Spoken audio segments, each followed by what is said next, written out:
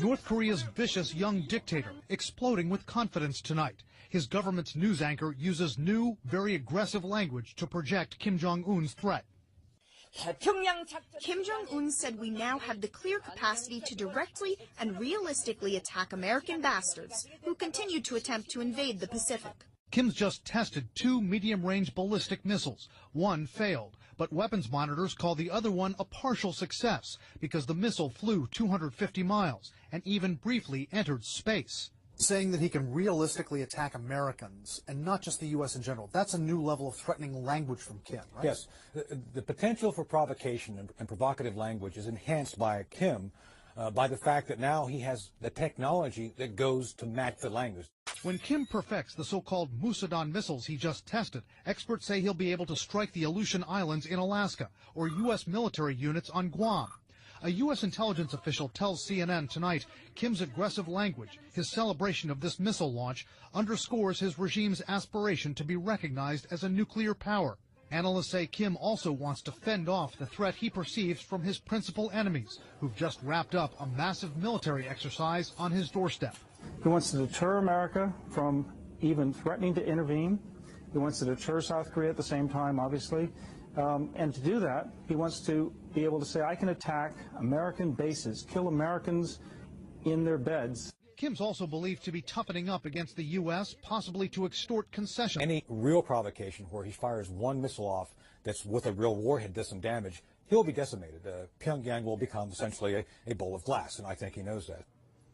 Still, there are tens of thousands of Americans in Kim's line of fire. More than 28,000 American troops are deployed in South Korea. Analysts worry tonight that if Kim tries to provoke South Korea with artillery fire, maybe a commando raid, that a mishap, a miscalculation from Kim's forces could harm those Americans, then we could be in for a dangerous escalation. We are just getting this in. The U.S. officials we are speaking to, Brianna, are telling CNN there was a very serious incident with the Iranian Navy yesterday. Now, this is just one day after that video everyone saw of a different incident. But yesterday, in the northern end of the Arabian Gulf, there was an Iranian fast attack craft that came out into the water and began harassing 2 U.S. Navy ships and a Kuwaiti Navy ship. The Iranians, we are told, were circling the Navy ships. They were coming close. They would not leave. At one point, they came within 200 yards of one of the U.S. Navy patrol craft. The Navy, following standard maritime procedure, tried to call the Iranian ship. They got no answer initially. They fired flares. They did then have, a U.S. official says, a brief radio-to-radio conversation with the Iranians, but still, the Iranians did not leave. At that point, we are told that this U.S. Navy patrol craft, the USS Squall, then made the decision and fired 3 warning shots into the water to warn the Iranians to pay attention and to back off. This is standard maritime procedure for the U.S. Navy. It rarely happens. It has happened in the past, but this is standard procedure when a U.S. Navy ship feels threatened and that threat does not back off.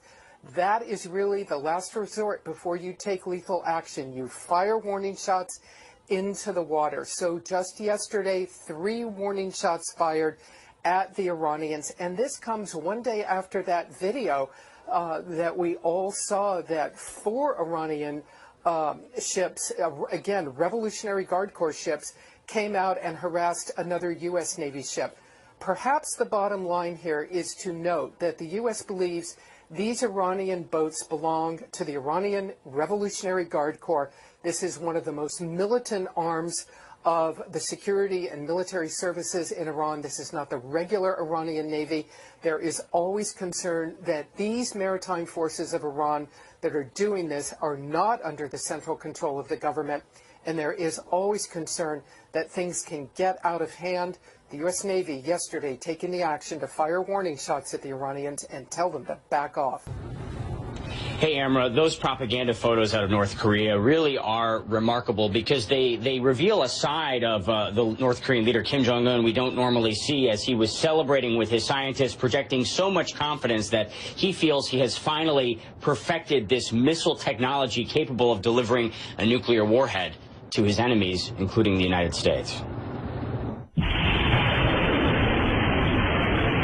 Rising from the waters off the eastern Korean peninsula, an ominous new threat from North Korea, the successful test firing of submarine-launched ballistic missile Hukbuk-song, meaning Polaris, the North Star. A weapon North Korean leader Kim Jong-un says puts the U.S. and its allies within striking range of a nuclear attack. A triumphant announcement on the North Korean news. State propaganda images claim to show a perfect launch. Before dawn Wednesday, anxiety turns to exhilaration. Kim Jong-un and his officers smiling, laughing as they track the missile some 500 kilometers, more than 300 miles, further than any previous attempt. The testing and the phase of the development is very rapid. A launch attempt just last month failed. A missile fired 4 months ago in April traveled just 30 kilometers, around 18 miles. Analysts believe Wednesday's missile traveled 16 times further, meaning it can strike anywhere in South Korea, home to 50 million people and some 25,000 American troops. The latest launch as U.S. and South Korean forces engage in annual military exercises, similar to these in the spring. Pyongyang views the annual drills as a direct provocation. Troy University professor Daniel Pinkston says war games are vital to keep the peace. Looking at North Korea's capabilities, their development programs for weapons of mass destruction and their delivery systems, the shrill rhetoric that comes out of Pyongyang, their objectives are very clear. North Korean weapons development continues at a breakneck pace, despite nearly universal condemnation and unprecedented international sanctions.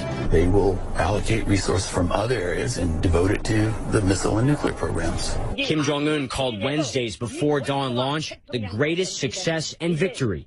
Feeling the intense pressure to succeed, one officer appears overcome with tears of joy, or perhaps relief.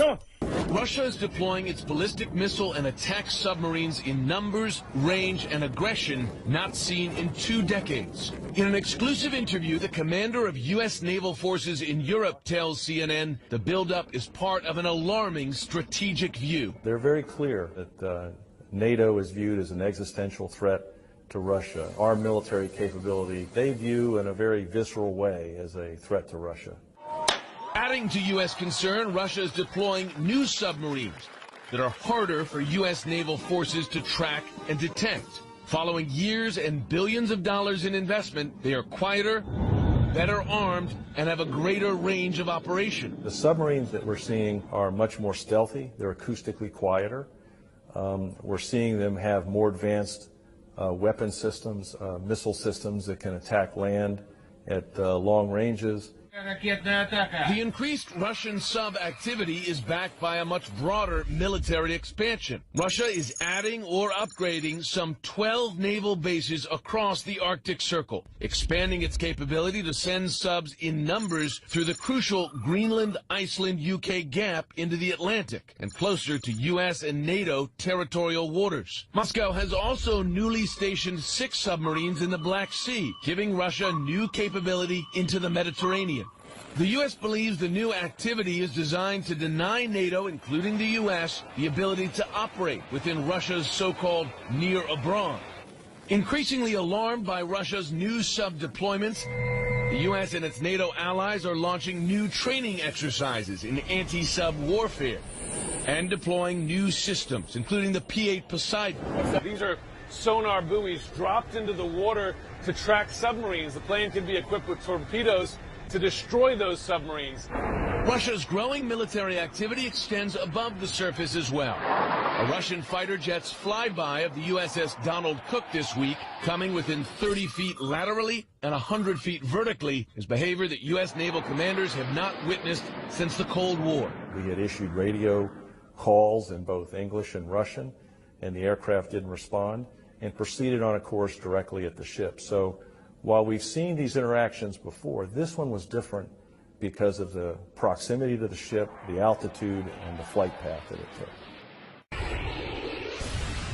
These are the big guns of Russia's modern army. The Iskander-M missile system seen launching a cruise missile during a carefully choreographed training exercise in April. And yet this is not NATO's biggest fear. Last year, President Putin announced more than 40 new missiles would be added to Russia's nuclear arsenal, prompting concerns in Washington of a new Cold War.